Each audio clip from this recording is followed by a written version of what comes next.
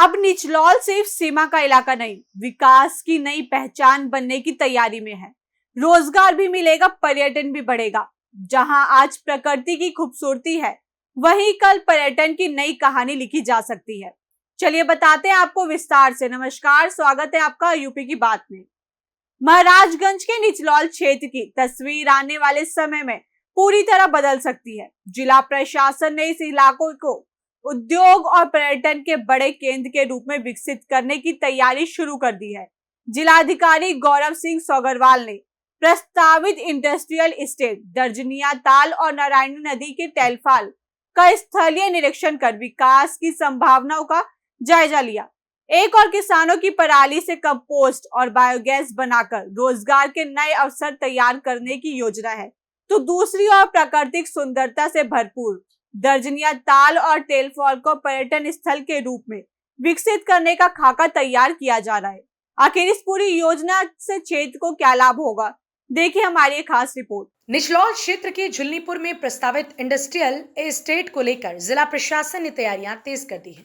निरीक्षण के दौरान जिलाधिकारी गौरव सिंह सोगरवाल ने संबंधित विभागों के अधिकारियों के साथ पूरे क्षेत्र का जायजा लिया और विस्तृत कार्य योजना तैयार करने के निर्देश दिए।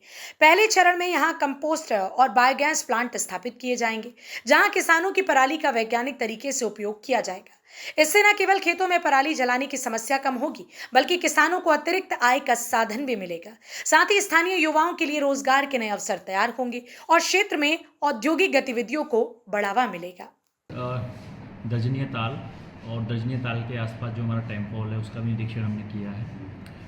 Eco tourism point of view से जनपद महाराजगंज में बहुत असीम संभावना है। कई सारे प्रोजेक्ट्स, चाहे रामचंद्र स्नेह में हो, चाहे हमारे वनग्राम में हो, रामग्राम में हो, वहाँ पर इको टूरिज्म की दृष्टि से प्रोजेक्ट भी चल रहे हैं। तो परंतु दर्जनीय ताल चूँकि एक बहुत ही यूनिक तरीके का क्रोकोडाइल ब्रीडिंग सेंटर भी है, लगभग 150 से अधिक वहाँ पे क्रोकोडाइल्स और उसका पूरा सेटअप है, वेटलैंड है। इसके साथ साथ टेम्पल भी वहाँ से पास में है। तो ऐसे में हमारी पूरी कोशिश रहेगी कि इको टूरिज़्म के पॉइंट ऑफ व्यू से उसको अच्छा डेवलप किया जाए। वाइब्रेंट विलेज में भी वो दर्ज है। तो हमने अभी वहाँ पे कनेक्टिविटी का जो इशू था, connectivity, light, basic infrastructures, tourism का इंफ्रास्ट्रक्चर्स के लिए बोला गया है। और वहाँ पर पुनः हम किसी वाटर स्पोर्ट्स या एडवेंचर स्पोर्ट्स को कैसे हम चालू कर पाएँ, इको टूरिज़्म से और कौन से प्रोजेक्ट्स हम ला पाएँ, उसका एक डिटेल्ड सर्वे हम करा रहे हैं। बहुत ही एक कह सकते हैं कि नेचुरल जो ब्रीडिंग सेंटर्स हैं और नेचुरल वेटलैंड हैं, साथ के साथ जो नारायणी नदी आ रही है टेम्पल पे, और पूरा एक बहुत ही मनोहर जो दृश्य है, उसको कैसे हम पर्यटकों को, न केवल आसपास के पर्यटक बल्कि पूरे देश से पर्यटक वहाँ पे आएँ और एक अच्छा इको टूरिज़्म डेस्टिनेशन पॉइंट उसको हम डेवलप करें, इसको लेकर तैयारी हमारी जारी है। कल भी शासन में हमारी इसको लेकर बात हुई है और पूरे इसको एक अच्छे से असेसमेंट करके, सर्वे करके जल्दी इसकी रिपोर्ट हम शासन को भेजेंगे। और कुछ प्रोजेक्ट्स हम अपने वाइब्रेंट विलेज के फंड से भी करा रहे हैं, कुछ प्रोजेक्ट्स हम मनरेगा, ग्राम पंचायत, क्षेत्र पंचायत, जिला पंचायत, जहाँ से भी संभव है वहाँ से करा रहे हैं, ताकि एक बेसिक मिनिमम फैसिलिटीज़ वहाँ पे हम डेवलप कर पाएँ। क्योंकि टूरिस्ट डेस्टिनेशंस को अट्रैक्ट करने के लिए और टूरिस्टों को के लिए बेसिक सुविधाएं वहाँ पे हम डेवलप कर पाएँ, इसको लेकर संबंधित विभाग को निर्देश भी दिए गए हैं। निरीक्षण के दौरान जिलाधिकारी ने भारत नेपाल सीमा के पास स्थित प्राकृतिक सौंदर्य से भरपूर दर्जनिया ताल और नारायणी नदी के टेलफॉल का भी निरीक्षण किया। प्रशासन की योजना है कि इन दोनों स्थानों को पर्यटन स्थल के रूप में विकसित किया जाए। यहाँ इको टूरिज्म, पिकनिक स्पॉट, बैठने की आधुनिक व्यवस्था, बेहतर सड़क संपर्क और पर्यटकों के लिए जरूरी सुविधाएं विकसित करने का प्रस्ताव तैयार किया जा रहा है। अगर ये योजना धरातल पर उतरती है तो न केवल स्थानीय लोगों को रोजगार मिलेगा, बल्कि महाराजगंज जिले को पर्यटन के नक्शे पर भी नई पहचान मिल सकती है।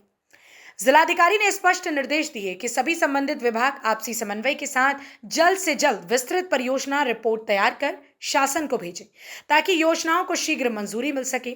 प्रशासन का मानना है कि उद्योग और पर्यटन दोनों क्षेत्रों में एक साथ विकास होने से निचलौल की आर्थिक स्थिति मजबूत होगी, स्थानीय व्यापार को बढ़ावा मिलेगा, छोटे कारोबारियों को नए अवसर मिलेंगे और क्षेत्र में निवेश की संभावनाएं भी बढ़ेंगी। विकास की ये पहल केवल आधारभूत सुविधाओं तक सीमित नहीं होगी, बल्कि इसका सीधा लाभ आम लोगों, किसानों और युवाओं को मिलने की उम्मीद है। अगर प्रशासन की महत्वाकांक्षी योजना तय समय पर धरातल पर उतरती है, तो आने वाले वर्षों में निचलौल केवल सीमावर्ती क्षेत्र के रूप में नहीं, बल्कि उद्योग और पर्यटन के नए केंद्र के रूप में अपनी अलग पहचान बना सकता है। अब सभी की नजर शासन की मंजूरी और योजनाओं के क्रियान्वयन पर टिकी है। फिलहाल इस खबर में इतना ही। बाकी की और अपडेट्स के लिए देखते रहिए यूपी की बात।